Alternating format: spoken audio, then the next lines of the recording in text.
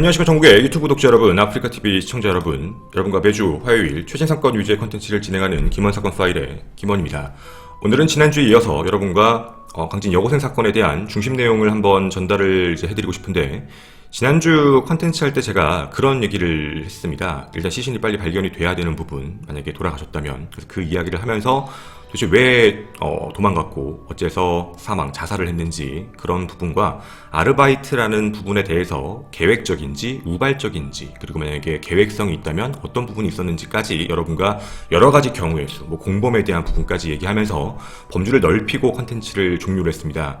그 시간이 좀 지나고 이제 시신도 발견이 됐고요. 그 내용이 하나씩 나와 있는 부분들도 있는데요. 그래서 오늘 여러분과 좀 진행을 하고 싶은 얘기는 각각에 있었던 시간에 있었던 힌트들, 그리고 그때 과연 이게 우발 계획, 우리가 그때 생각했던 내용에서 어느 쪽에 더 가까워진 건지를 얘기를 좀 드릴 건데, 일단 이 사건에 대해서 한 가지 짚고 정확하게 먼저 말씀을 드리고 출발을 좀 해보려고 합니다.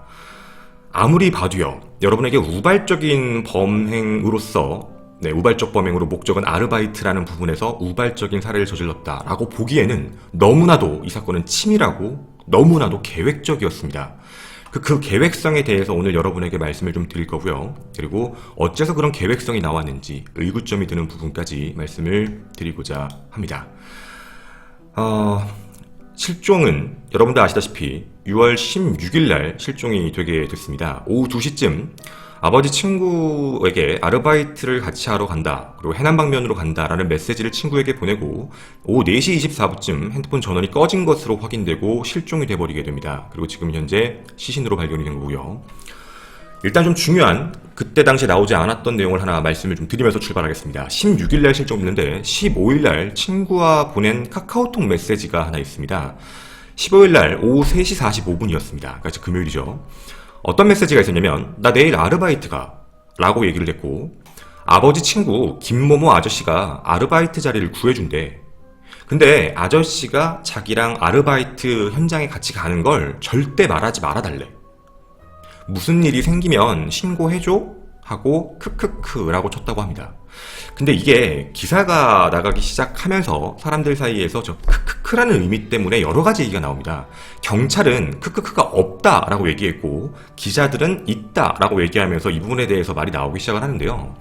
크크크가 있다는 건 위험을 감지하지 않고 그냥 장난처럼 했던 얘기일 수도 있다라고 얘기하는 반면, 어떤 누군가는 이제 이거 위험 감지한 거다, 그래서 거기에 대해서 얘기를 많이 합니다. 그리고 16일 오후 1시 59분에 문자 내역도 확인이 됩니다. 지금 아르바이트 가고 있다 라고 친구에게 문자 메시지를 보냈습니다.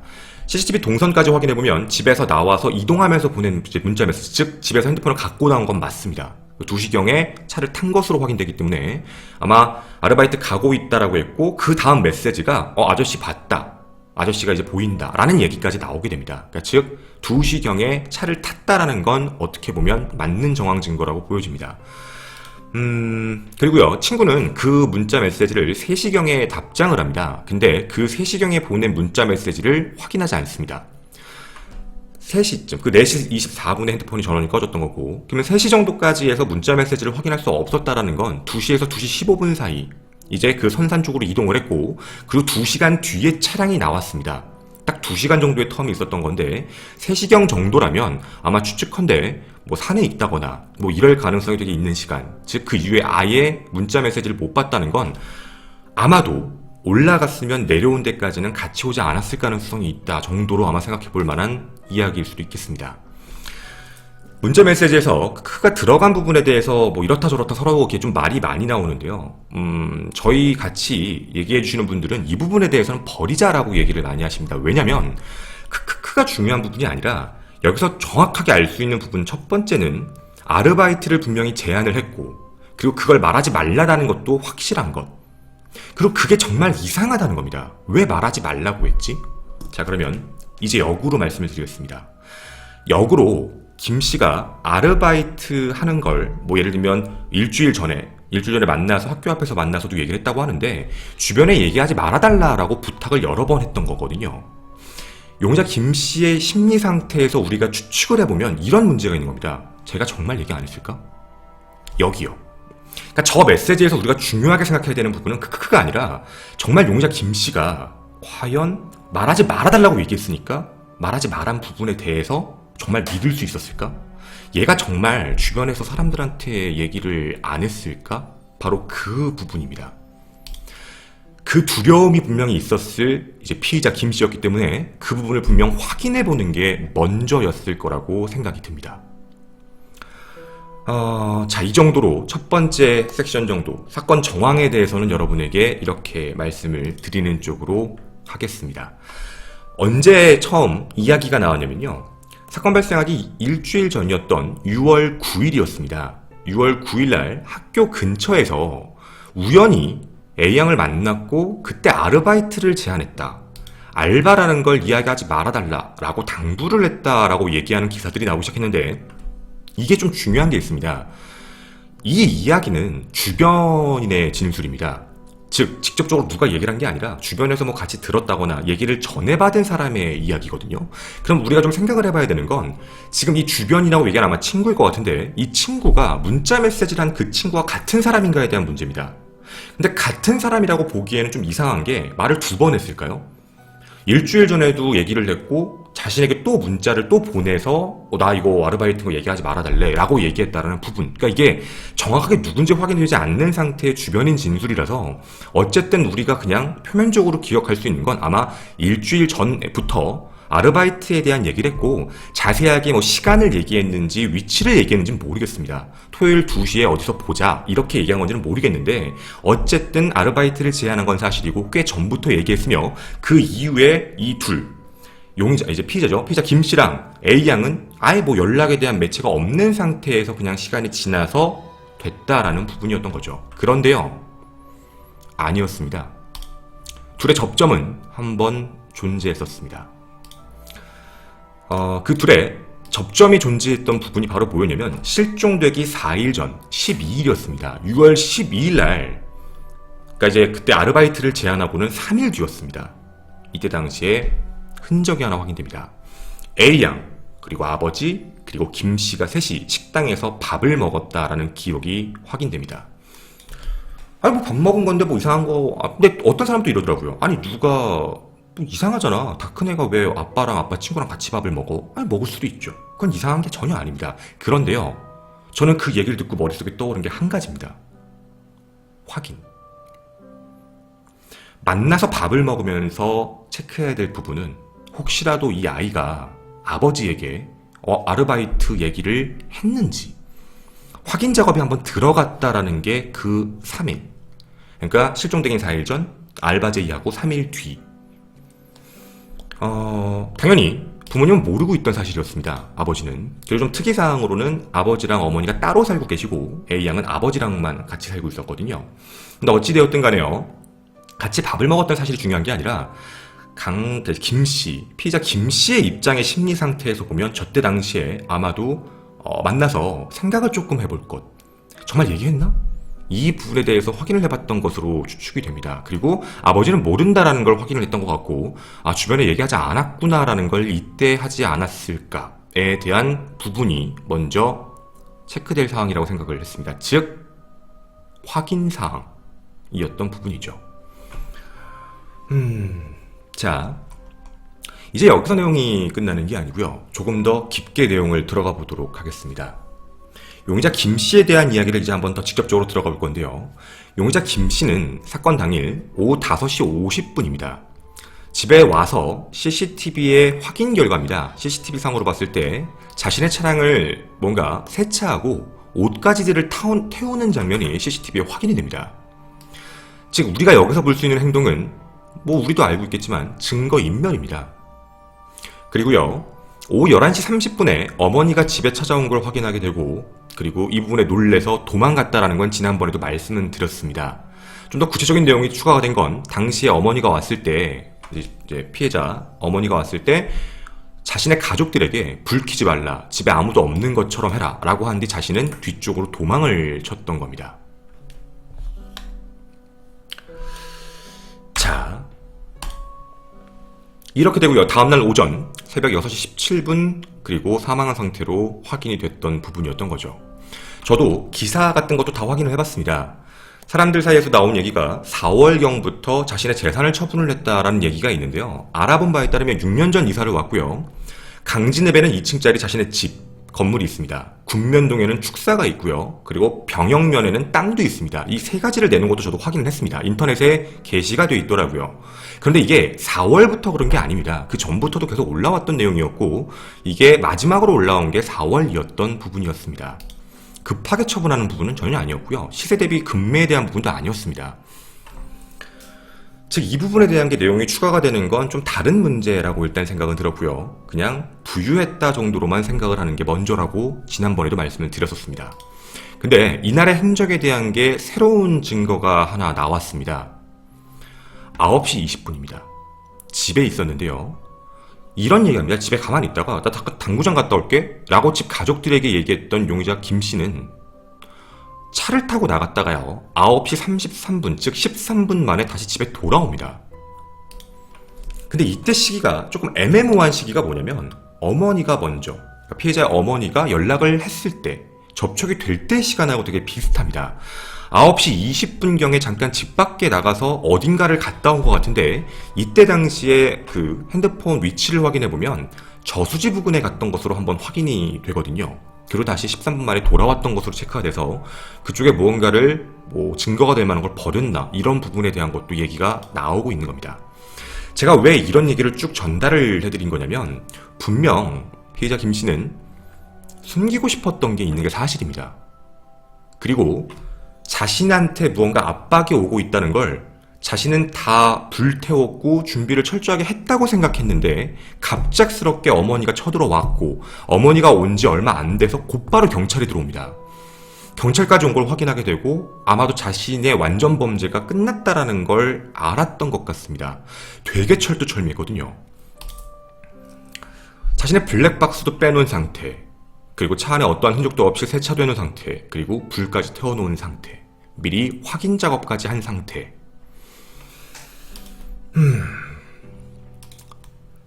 자, 그리고 한 가지 더. 한 가지도 밝혀진 바에 따르면 김씨의 특징인데 김씨는 산에 갈 때 자신의 핸드폰도 가져가지 않았습니다. 그러면 정황을 확인해보면 김씨는 나 이제 출발한다 이게 아닙니다. 분명히 토요일날 2시에 어디서 만나자라고 약속이 돼 있는 상태인 것 같은데 언제 그 얘기가 둘 사이에 전달됐는지는 어쨌든 확인이 안 되는 겁니다. 하지만 2시 정도에 만나자. 왜냐면 딱 시간도 1시 59분 만난다? 2시 정도 됐을 때 둘이 만나게 된 거니까 아마도 미리 약속을 하고 만난 뒤에 이동을 했던 것 같은데요. 산으로 간 문제에 대해서 이제 이야기를 좀 해보고자 합니다. 제가 이렇게 얘기를 드릴 건데 당시에 이제 돌아가신 피해자의 옷에 대한 부분도 여러분은 중요하게 생각을 해주셔야 됩니다. 우리가 이런 생각을 아무도 하지 않았었거든요. 자, 당시 피해자는 옷을 검은색 반소매 티셔츠를 입고 있었으며 그리고 청바지 그리고 하얀색 운동화를 신었습니다. 사람들은 이런 얘기를 합니다. 벌초 작업이나 약초 작업의 아르바이트다. 왜냐면 트렁크에서 낫이 나왔으니까 라고 이야기를 하고 있고 낫에 DNA도 있는 거 보면 아마 벌초 작업을 하기 위한 걸로 데려간 것 같다 라고 이야기를 합니다. 글쎄요, 벌초 작업 아르바이트여서 산을 올라간다? 약초 작업이어서 산을 올라간다 라는 부분을 미리 알고 있었던 상태였다면 옷에 대한 부분이 산에 올라갈 사람의 옷은 전혀 아닙니다. 그리고 흰색 운동화를 신고 그리고 가방을 하나 메고 올라가서 그 위에서 그런 작업을 한다라는 부분, 둘 사이의 아르바이트에 대한 개념이 어떤 부분인지는 알 수 없겠지만 어찌되었든 산 쪽으로 15분 만에 이동을 하게 되었고 그리고 그 산 밑에다가 차를 세운 뒤 그 뒤에 2시간 정도의 행적이 비어버렸던 겁니다. 자, 이제 그러면 산에 대한 이야기를 좀 해보도록 하겠습니다. 시신이 발견되고 시신을 데리고 내려오는 곳이었습니다. 보시면 아시겠지만 경사가 굉장히 가파른 산입니다. 따로 산길이 있는 것도 아니고요. 그리고 경산 약 70도에서 80도 정도 되는 굉장히 가파른 산이었습니다.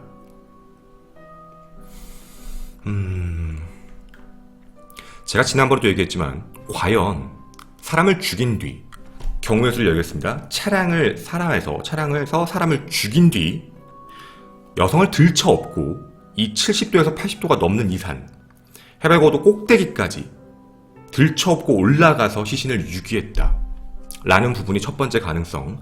두 번째는 둘이 같이 올라갔다. 같이 올라가서 그 위에서 사건이 발생된 것이다 라는 게 경우에서 두 가지. 그리고 마지막 경우에서는 공범이 있다. 살해 저질러서도 공범이 같이 들고서 이동을 했을 것이다 라는 부분의 총 세 가지에 대한 부분이 가장 중요하게 나왔던 겁니다. 그래서 제가 지난번 컨텐츠 할 때도 얘기했지만 만약에 돌아가신 상태면 시신이 빨리 발견이 돼야 된다라고 얘기를 했습니다. 하지만 경찰의 잘못이 좀 컸다라고 생각을 합니다. 최초 수색할 때 이 부분에 대한 수색을 제일 먼저 시작했습니다. 당연하죠. 차량도 멈춰 있었고 그리고 들어갔다 나가는 것도 확인되었고 시간은 딱 2시간. 2시간 만에 사람을 묻고 내려올 수는 없다. 저도 그때 말씀을 드렸습니다. 2시간 만에 땅을 파서 사람을 묻는 건 불가능하다. 아마 분명히 사람을 그냥 두고 내려올 것이다 라고 얘기해서 금방 찾을 수 있을 문제인데 당시에도 너무 오랜 시간 동안 시신을 발견을 못하는 상태라 이렇게까지 시간이 가는 건 좀 이상하다라고 생각을 했는데 8일 만에 다시 발견했습니다. 제가 왜 다시라는 표현을 썼냐면 최초에 수색을 했던 부분에서는요 나오지가 않았습니다. 즉 최초에는 의경들이 투입되어서 수사를 시작했는데 원래 실종자에 대한 부분을 뭔가 산에서 돌아가신 것 같다라고 한다면 원래 매뉴얼적으로는 탐지견들이 투입되어서 확인하는 게 먼저인데 이때 당시 초동은 그냥 의경분들이 들어가셔서 수색을 시작합니다. 전문적인 지식이 있는 상태가 아니어서 이 부분에 대해서 제대로 된 수사가 진행이 되지 않았던 것 같습니다. 7, 80도가 넘는 경사면이다 보니까 설마 저 위까지 갔겠어 라고 생각했는지는 모르겠지만 이쪽에 대한 수색을 안 하고 점점점 옆쪽 저수지까지 가면서 수색 반경을 넓혔는데도 확인이 안 되니까 다시 원점으로 돌아와서 탐지견을 풀고 하고 곧바로 찾았던 게 시신이었습니다. 그리고 시신이 발견된 형태에 대한 부분도 중요했는데 알몸의 형태였으며 부패가 진행된 상태였고 그리고 머리카락이 잘려진 형태, 이 형태로 확인이 되었습니다. 자, 립밤 정도가 하나 나왔고 나머지 게 없었다고 하는데 이런 생각이 들었습니다. 알몸으로 두었다. 머리카락을 잘랐다. 알몸만 있었다면 뭔가 성범죄였나? 라는 생각 당연합니다. 근데 머리카락을 잘랐다고 합니다. 그리고 어떠한 물증, 립밤을 빼고는 전부 다 회수해서 갖고 왔습니다. 이 학생은 지금 현재 주민등록증이 없는 나이입니다. 지문으로는 이 아이의 신원을 확인할 수가 없죠. 제가 토사팩을 진행하면서 여러분에게 이런 말씀을 드렸습니다. 대부분의 사람들이 시신을 살해를 하면 땅에 묻는 쪽을 많이 생각한다라고 하는데 땅에 묻는 쪽보다는 대부분 시신을 겉에 두는 형태가 많다라고 합니다. 왜냐하면 땅에 묻으면 그만큼 부패가 늦게 진행되고 느리게 진행되는 문제가 있기 때문이라고 얘기를 했던 거였거든요.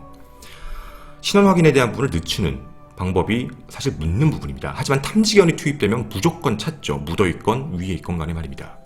너무 깊게 묻는 게 아닌 이상. 그렇다면 아마도 목적은 머리카락 부분까지 결부가 됐다면 신원 확인에 대한 부분, 혹시 이 시신이 나중에 발견됐을 때 이 사람이 누군지를 찾는 부분을 조금 오래 걸리게 하기 위한 신원의 부분, 좀 늦춰지는 부분. 왜냐면 어떤 증거도 없거든요. 그리고 이미 굉장히 부패가 빨리 진행됐다라고도 여러분도 들으셨을 텐데 당연한 겁니다. 산이고 비도 오고 그리고 서리도 내리고 습기도 많고 더더군다나 이런 환경 속에는 산짐승, 들짐승이 좀 많이 있습니다. 새도 있고요. 그래서 이제 시신에 대한 부패가 진행되고 시신의 훼손이 좀 심해지는 이유가 이런 문제가 있는 거라서 8일밖에 안 됐는데 왜 이렇게 시신 부패가 빨라요? 노출되어 있는 형태이기 때문인 거죠. 왜 늦게 발견한 게 아쉬운 거냐면 빨리 발견해서 말씀하신 대로 만일 사람들이 궁금한 대로 공범이 있다면 발자국을 확인을 했었어야 됩니다. 하지만 발자국 확인이 불가능하거든요. 없으니까요. 이미 다 8일이 지나버렸는데 어떤 발자국이 여기 있겠습니까? 공범에 대한 부분은 이제 그렇다 치고요. 이제 제가 얘기할 부분은 시신의 형태에 대한 이야기입니다. 이런 얘기입니다. 시신을 육안으로 먼저 확인을 했고 현재 사인은 불분명하게 나왔습니다.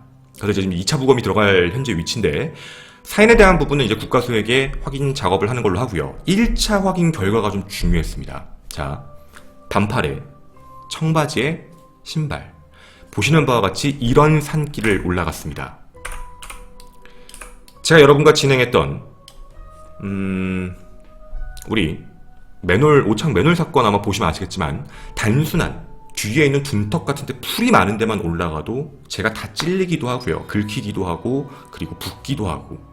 즉 사람이 직접 걸어 올라가면 형태가 다 남게 돼 있습니다. 그런데 이 형태가 하나도 없이 완전 깨끗한 상태, 즉 어디에도 긁힌 상태가 없이 그 위로 갔다면 누군가가 말 그대로 사람을 둘러싸고 뭔가 이제 뭐 헝겊이라든가 다 둘러싼 상태로 들쳐매거나 아니면 양쪽에서 들어서 그렇게 갖다 놔야지만 어떠한 시신에도 형태가 긁히는 적이 없는 거죠. 근데 만약 끌고 갔다거나 아니면 중간에 가다 넘어뜨렸다거나 뭐 아니면 나무 같은 데 긁혔다거나 이런 문제가 있으면 분명히 상흔이 나옵니다. 긁히면 이렇게 긁히는 적들이 나오거나 뒤쪽으로 쭉 긁히는, 아니면 팔이 직선으로 긁힌 형태. 상식적으로 판단해 볼 때 사람이 앞으로 걸을 때, 위쪽으로 걸을 때요, 긁히면 옆쪽으로 스쳐 지나갑니다. 만약 이 형태가 직선의 형태를 띈다면 이렇게 끌려갔다라는 형태가 맞는 거거든요. 그래서 그 형태에 대한 게 확인이 되는 게 먼저였습니다. 하지만 육안적으로 시신을 봤을 때 끌려가는 흔적도 없었고, 그리고 뭔가 아예 깨끗한 상태도 아니었고, 그래서 지금 경찰들도 똑같이 그래서 발표한 겁니다. 자발적으로 걸어 올라갔다. 자발적으로 걸어 올라갔다에 대한 부분을 가장 강하게 얘기하고 있는 겁니다. 공범에 대한 여부요, 저도 당연히 의심스럽습니다. 아닌 게 아닙니다. 그런데 증거가 없습니다. 너무 많이 늦게 발견한 것도 문제죠. 어찌 되었든 흔적이 없고 옆으로 스친 흔적만 있는 거라면 자기가 직접 자신의 발로 걸어 올랐다고 얘기하는 게 더 구체적일 것 같습니다. 어떻게 올라갔을까요?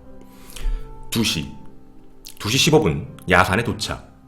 어떠한 목적과 이유인지는 모르겠지만 이 둘 사이에 어떤 이야기가 통하고, 그리고 같이 이 산을 올라가게 됩니다.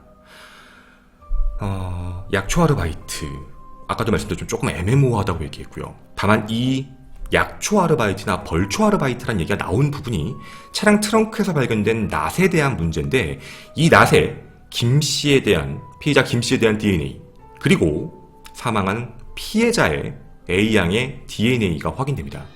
낫의 자루 부분에 있다라고 얘기하는데요. 위치가 조금 정확하게 말씀을 좀 드리겠습니다. 위치가 여기입니다. 즉 낫이 이렇게 있다고 치면, 낫이 있고 낫이 이렇게 나와 있는 부분이 있다면 여기 부분에 있는 겁니다. 여기가 아닌 거고요. A양이 여기에 있습니다.